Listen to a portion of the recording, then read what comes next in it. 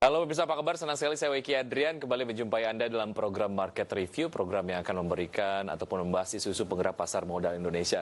Live streaming kami dapat Anda saksikan di www.idxchannel.com dan inilah Market Review selengkapnya.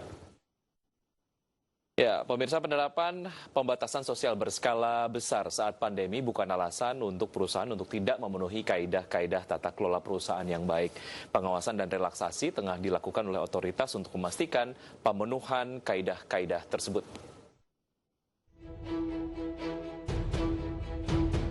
Industri jasa keuangan diminta tetap mengedepankan penerapan tata kelola yang baik di tengah masa pandemi. Untuk memperlancar proses pengawasan di tengah kondisi pembatasan sosial berskala besar yang ditetapkan oleh pemerintah, otoritas jasa keuangan telah mengeluarkan dan terus memonitor serta mengevaluasi berbagai macam kebijakan. Di antaranya adalah kebijakan mengenai pelaksanaan prosedur bisnis melalui pemanfaatan sarana teknologi informasi, merelaksasi batas waktu pengiriman laporan periodik, batasan waktu pelaksanaan dan penyelenggaraan RUPS secara elektronik, dan lain sebagainya. Secara luas, dunia bisnis yang dinamis menuntut perusahaan untuk fleksibel dan mampu merespon dengan cepat perubahan pasar, terutama ketika dunia menghadapi pandemi COVID-19.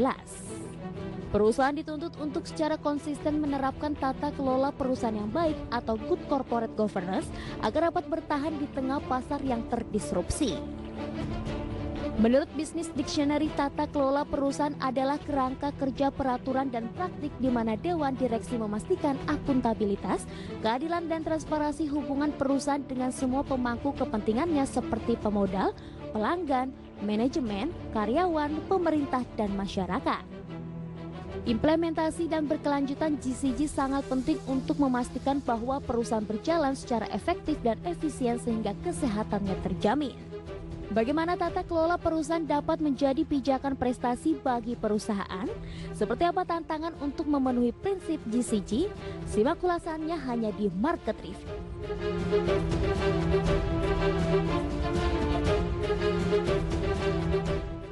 Ya, pemirsa, untuk membahas mengenai GCG, pijakan prestasi, sudah bergabung bersama kami melalui aplikasi Zoom, Bapak Hendy Fahrudin, GCG and GRC Specialist. Selamat pagi, Pak Hendy. Ya, terima kasih sudah bergabung bersama kami. Oh ya, bergabung melalui aplikasi Skype ya. Pak Hendy, ini bicara mengenai GCG ataupun tata kelola perusahaan yang baik, ini seharusnya sudah bukan menjadi isu lagi. Artinya sudah seharusnya menjadi sebuah keseharian yang dipraktekkan oleh seluruh perusahaan yang ada di dunia. Tapi belakangan ada kasus-kasus yang melibatkan korporasi, sehingga ini kemudian membuat kita akhirnya kembali memperbincangkan pentingnya menerapkan prinsip-prinsip GCG. Penting atau tidak, ini kemudian menjadi satu hal yang kembali ditekankan belakangan, Pak Hendy. Oh ya, gitu. Iya, GCG semakin tenang.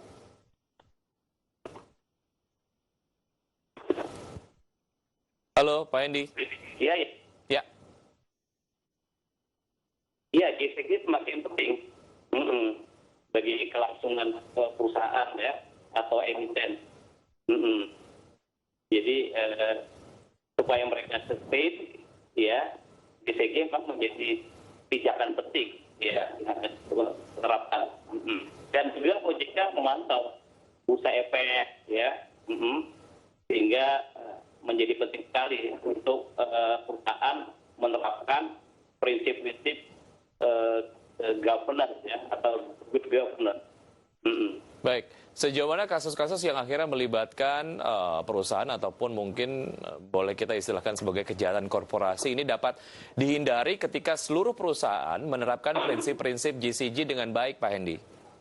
Iya, memang kalau ini harus ada suatu komitmen, ada leadership dan juga legacy ya bagi perusahaan supaya betul-betul punya komitmen menerapkan GCG. Ya. Baik. Ya, Pak Hendy, kita jeda sejenak. Kita akan lanjutkan usai jeda berikut ini dan pemirsa tetap bersama Market Review. Usai jeda kami akan segera kembali. Iya.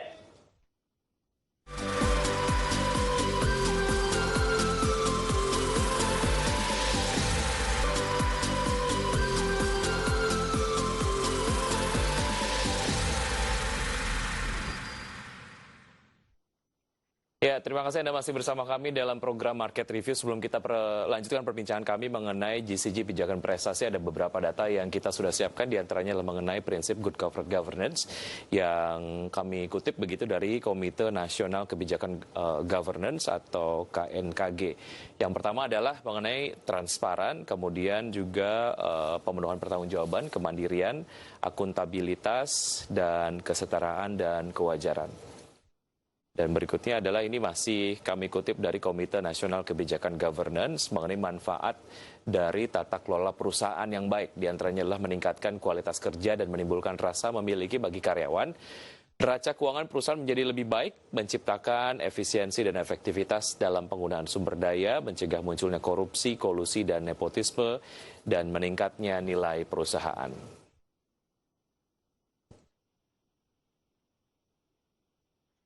Ya, kembali berbincang dengan Pak Hendy Fahrudin, GCG and GRC Specialist. Pak Hendy, tadi kita sudah lihat begitu beberapa prinsip-prinsip good corporate governance.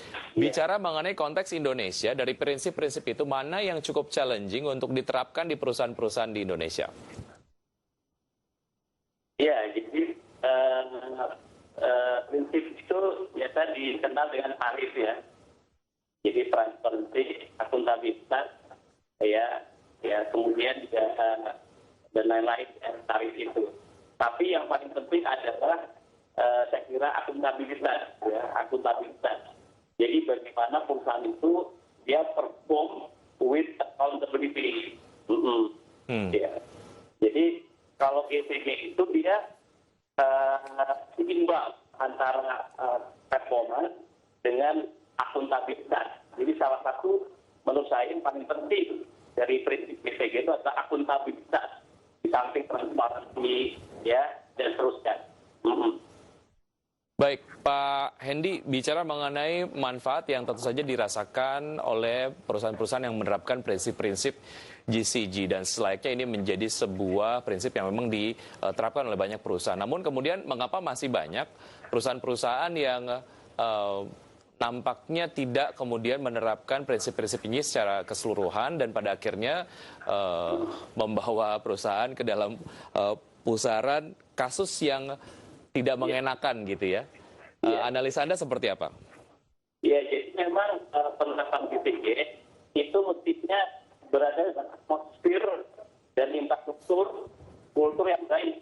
Ya, jadi beberapa kasus yang terjadi itu artinya tidak punya komitmen legacy. Karena betapa mahal obat yang dibayar untuk menghindari ya terjadinya kasus-kasus ya seperti yang banyak terjadi sekarang. Itu membuktikan bahwa memang governance itu matter. Jadi kalau kita lihat tetangga, memang akhirnya itu betul-betul diterapkan secara sistem juga dan juga enforcement. Nah, salah satu yang penting program BCG adalah law enforcement. Baik. Terutama untuk perusahaan publik atau emiten. Ya, jadi OJK, Bursa Efek misalnya menyiapkan suatu sistem ya prosedur sanksi. Karena begini, menurut pengalaman saya penjurian emiten, jadi ketika penjualan emiten itu sekarang itu zaman sekarang tidak hanya aspek keuangan, ya pasar, kinerja keuangan, kinerja pasar, tapi kinerja ESG. Ya, jadi Bursa Efek Jakarta sudah menerapkan itu, membalance ya, tidak hanya aspek keuangan, sahamnya dan juga governance. Ya, jadi kalau saya menyebut governance itu artinya penerapan corporate governance, risk management, internal control, compliance, bahkan stakeholder engagement yang lebih luas. Ya, artinya ada penerapan ataupun pengawasan secara komprehensif ya, dan ada kaitan yang sangat-sangat erat antara penerapan prinsip good corporate governance dan juga leadership yang ada di sebuah perusahaan. Baik. Pak Hendy, formula penerapan kaidah GCG akan berjalan dengan baik jika korporasi, regulator, dan elit politik memahami batasan-batasan interaksi. Pendapat Anda seperti apa? Ya memang kalau kita lihat ya, penerapan di Indonesia dan negara yang lain, memang Indonesia ini atmosfer, ya, kulturnya itu belum cukup kuat lah, ya, basis JTG ini, sehingga perlu terus digaungkan. Kemudian juga penting law enforcement. Jadi misalnya laporan keuangan, Bursa Efek punya sistem dan punya law enforcement dan OJK juga, ya kan? Jadi ini penting sehingga betul-betul konsisten, ya konsekuen dilaksanakan. Baik. Karena pada akhirnya market itu akan confident atau integritas pasar akan confident, ya, investor akan lari untuk menghindari daripada yang bad governance. Baik, ya Pak Hendy, mengenai interaksi yang cukup intens antara stakeholders di dunia ekonomi dan juga bisnis di Indonesia, mengenai 3 stakeholders tadi yang saya sebutkan. Ada korporasi, regulator, dan juga elit politik. Sulit untuk tidak membahas apa yang kemudian terjadi di BUMN gitu ya. Nah, interaksi 3 stakeholders ini sejauh mana akhirnya membuat penerapan GCG di BUMN menjadi satu hal yang cukup challenging? Iya, jadi kan kalau kita lihat perusahaan itu organnya apa? Pertama direksi, kemudian pengawasnya atau komisaris, ya, samping ada regulator.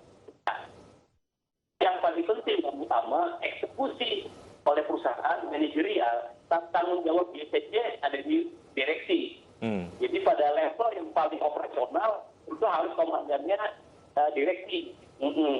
Jadi leadership, saya katakan itu berarti direksi. Nah, emiten baik, perusahaan publik yang baik itu direksi punya kesamaan, ya, pandangan, ya, termasuk pemegang sahamnya, ya. Kalau BUMN kan punya pemerintah, ya. Jadi memang harus secara komprehensif, tidak cuma direksi, tapi komisaris juga mengawasi.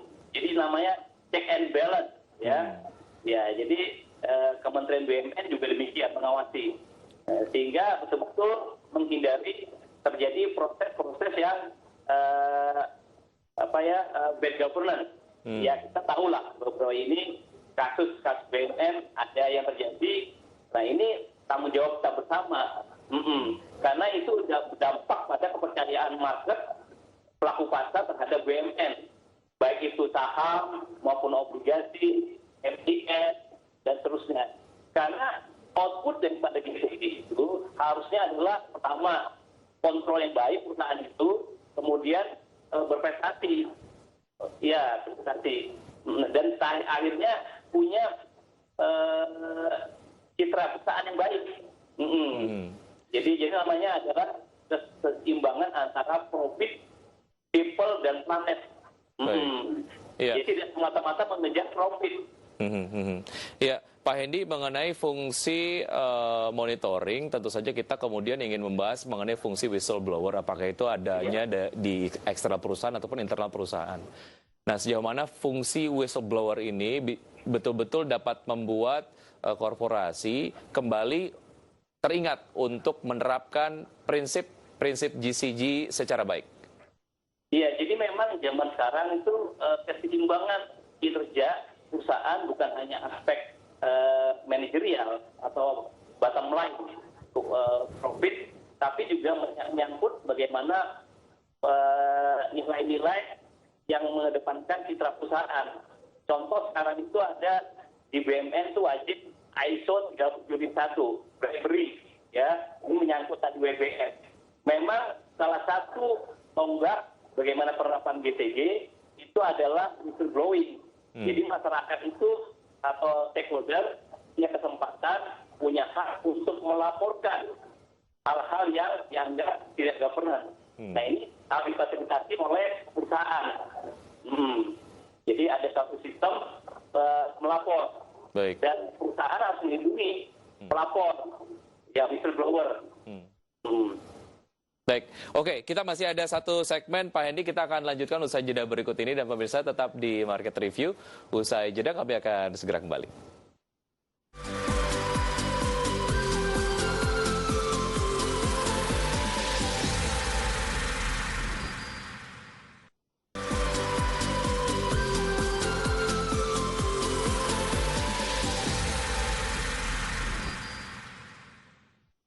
Terima kasih Anda masih menyaksikan Market Review di IDX Channel. Live streaming kami dapat Anda saksikan di www.idxchannel.com. Masih berbincang bersama Pak Hendy Fahrudin, GCG and GRC Specialist.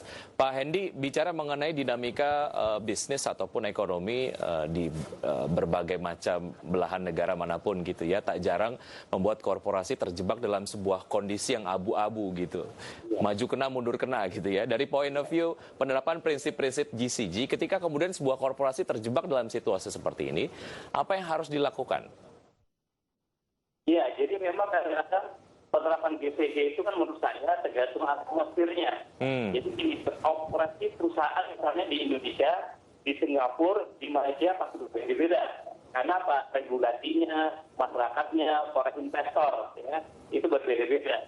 Nah, kalau emiten itu kan perusahaan publik, contohnya, itu mereka kalau menerapkan GCG kan menggunakan namanya ASEAN Scorecard. Jadi ada lomba penerapan GCG, namanya ASEAN Scorecard. Apa yang dinilai? Ya, perlakuan pemegang saham, ya, perlakuan hak yang sama, kemudian peran stakeholder, dan yang paling besar bobotnya adalah responsibility of the board.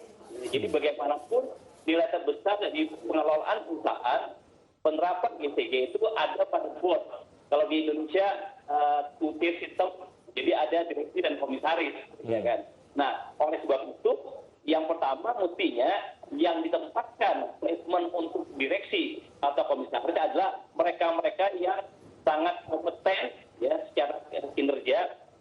At the same time, mestinya punya komitmen GCG, sehingga mereka dikenal baik oleh masyarakat, ya. Jadi penerapan atau penetapan direksi komisaris itu penting dalam GCG. Jadi mereka-mereka yang berprestasi sekaligus yang govern, ya, punya keseimbangan antara komitmen baik itu profit maupun governance, ya, itu. Jadi itu penting zaman sekarang. Kita waktu penilaian lomba di BI pun itu antara tiga. Jadi aspek keuangan, kinerja saham, dan GCG. Jadi kalau zaman sekarang itu seimbang. Para analis saham dan melihat perusahaan itu tidak semata-mata terhadap kinerja operasional dan keuangan. Namanya well managed, ya, cara manage bagus. Tapi at the same time juga harus dinilai secara well governed, ya, bagaimana risk manajemennya, internal control, compliance, stakeholder engagement. Jadi udah nggak zaman lagi sekarang ini emiten atau perusahaan semata-mata dinilai dari keuangan saja, ya. Jadi contoh kita masih ingat kasus Garuda, ya kan? Ya, jadi ya tanggung jawab manajemen. Jadi kan ada contoh Garuda misalnya manajemen kena denda, komisaris, ya, perusahaan juga. Jadi dampaknya dirasakan. Betul. Kalau menurut saya contoh bagus penerapan GCG, salah satu saya ingat selalu Unilever. Ya. Jadi Unilever itu misalnya sampai ada direksi namanya jabatannya governance, jadi direksi governance gitu. Itu kan beda sekali. Namanya komitmen beyond compliance, ya, beyond governance. Jadi kalau kita lihat emiten yang terbaik. Ya, Pak Hendy. Halo Pak Hendy. Silakan. Ya, Pak Hendy, masih mendengar suara saya dengan baik ya? Iya. Baik, Pak Hendy, mengenai penciptaan ekosistem yang baik, seperti Anda yang tadi sempat Anda sebutkan bahwa sebetulnya bagaimana sebetulnya sebuah perusahaan dapat mempraktekkan prinsip-prinsip GCG dengan baik, ini tergantung ekosistemnya gitu ya, setiap negara berbeda bahkan. Nah, untuk menciptakan ekosistem ini, apa yang harus dilakukan? Artinya dari semua stakeholders. Ya, penerapan GCG itu kan sebetulnya bermula dari regulatory driven, ya, kemudian market driven, dan yang tertinggi ada ethical driven. Jadi pada awalnya memang pemerintah, dalam hal ini misalnya OJK, Bursa Efek, menerapkan suatu regulasi yang govern, ya. Ini juga tergantung dari regulator atau pemerintah. Jadi komitmen pemerintah itu sangat mendukung atmosfer atau JCG. Ya. Ya, jadi nanti menciptakan suatu market confidence di market dan juga masyarakat yang juga sadar betapa pentingnya. Karena pada ngaku, ya, jadi bagaimana pemerintah memastikan mereka juga menerapkan corporate governance, ada public governance, seimbang. Nah, ya kita masih bertahap challenging, ya. Ya. Baik. Ya, baik. Yang paling penting adalah sebetulnya bagaimana stakeholders dalam dunia bisnis di Indonesia dapat betul-betul menerapkan batasan-batasan interaksi satu sama lain agar penerapan GCG di Indonesia dapat berjalan dengan baik. Baik, Pak Hendy, terima kasih sudah bergabung bersama kami dalam program Market Review. Terima kasih untuk analisanya, terima kasih untuk informasinya. Perbincangan Market Review akan kami lanjutkan tentu saja dengan Bapak Tigor M. Siahaan, Presiden Direktur PT Bank Sayembini Niaga Tbk. Usai jeda berikut ini, tetap di Market Review.